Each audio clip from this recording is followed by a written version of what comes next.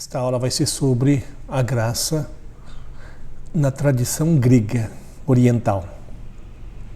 A graça como divinização. A patrística grega localiza a chave da salvação do homem em sua participação no ser de Cristo e, por meio dele, no mistério da comunhão vital, trinitária. Daí que na teologia oriental da graça,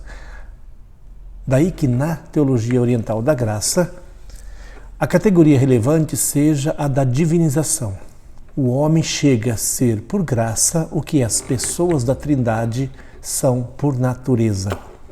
O ponto de partida desta teologia da divinização do homem é um duplo dado bíblico, o conceito veterotestamentário do homem à imagem de Deus e a mensagem joânica da encarnação do Logo. Nós encontramos então em Gênesis 1 e depois João 1. Estão assim na raiz da reflexão oriental da graça. Expoentes desta teologia da graça: Santo Irineu de Lyon. O Filho de Deus se encarnou para que o homem fosse divinizado. O Verbo de Deus, por causa de seu imenso amor, tornou-se o que nós somos para conseguir que fôssemos o que Ele é. Que graça, meu Deus! Assumiu nossa natureza humana para nos tornar, de algum modo, divinos, ou seja, filhos no Filho. A encarnação é, portanto, comunhão da pessoa divina do Filho com a condição humana e a recapitulação de toda a humanidade na divindade filial do Logos encarnado.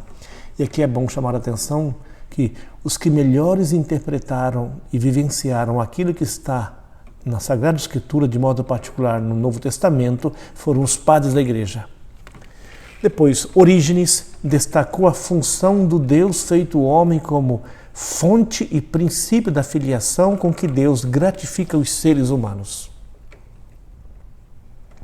Atanásio, o grande Atanásio, assumindo nossa carne imortal, o Filho de Deus a torna partícipe da gloriosa imortalidade, própria da condição divina. O Verbo, ao assumir a carne, não ficou diminuído, pelo contrário, converteu em divino o que revestiu. Contrário, tem uma afirmação muito interessante: o que não foi assumido, não foi redimido, fala Santo Atanásio. Segundo Atanásio, não de outro modo podem tornar-se filho de Deus os que são suas criaturas, a não ser mediante o Espírito daquele que é Filho natural e verdadeiro. Justamente para que isto pudesse acontecer, é que o Verbo se fez carne, para que o homem se fizesse idôneo receptor da divindade. Gregório de Nissa: a pessoa do Filho divinizou o ser humano de Jesus concretamente e a todos os seres humanos virtualmente. Pela união com aquele que é imortal, também o homem se faz partícipe da incorrupção. Isto é, nós vamos ressuscitar na carne. Depois, Cirilo de Alexandria. O mistério da encarnação é o mistério da solidariedade divinizante de Cristo com todo o gênero humano. A solidariedade inclusiva, ao estarem contidos na humanidade assumida pelo Verbo, todos os indivíduos e da espécie. Cirilo de Alexandria. O mistério da encarnação é o mistério da solidariedade divinizante de Cristo com todo o gênero humano. É uma solidariedade inclusiva, ao estarem contidos na humanidade assumida pelo Verbo, todos os indivíduos da espécie.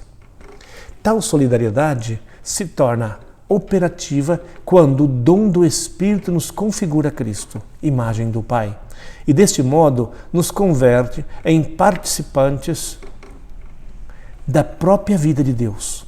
O Espírito de Cristo, nosso Salvador, é como sua forma que imprime em nós a contextura divina. Máximo Confessor. Para São Máximo, a salvação do homem é a sua divinização. Ela ocorre ineludivelmente por meio da encarnação do Verbo, que tem como objetivo primário não tanto a remissão da culpa e a justificação do pecador, quanto a comunicação à criatura que o homem é da condição supercriatural de filho de Deus e partícipe da natureza divina. Eis aí porque, supondo-se que Deus quisesse divinizar os homens, a encarnação era necessária. Mas vão só as criaturas humanas se beneficiarem com ela. Toda a criação é presidida por Cristo e será conduzida por Ele para a plenitude do escatom salvífico. Como se depreende desse estreito resumo, não existe na teologia oriental da graça uma orientação prevalentemente antropológica. Os vetores de seu discurso são de ordem cristológica e pneumatológica. Isto é compreensível porque se tem em vista que sua preocupação absolutamente prioritária era um problema trinitário. No contexto deste problema, que a salvação do homem consiste exatamente em sua divinização, representava o mais afetivo argumento em favor da divindade do Verbo e do Espírito. 2 exemplos. Contra os ebionitas, Irineu observa: como podem ser salvos os homens se aquele que operou na terra sua salvação não for Deus? Ou como poderia o homem se tornar filho de Deus se Deus não houvesse tornado homem? Contra os pneumatômacos, os inimigos da divindade do Espírito, argumenta Gregório Nazianzeno: se o Espírito não é Deus, se não tem direito à minha adoração, como pode divinizar-me? Uma última observação. Para os gregos, a divinização do homem e a sua plena humanização nada mais é do que a última perfeição da natureza divina e a sua conformação com Deus. Aqui está, em suma, a principal contribuição da tradição grega à teologia da graça.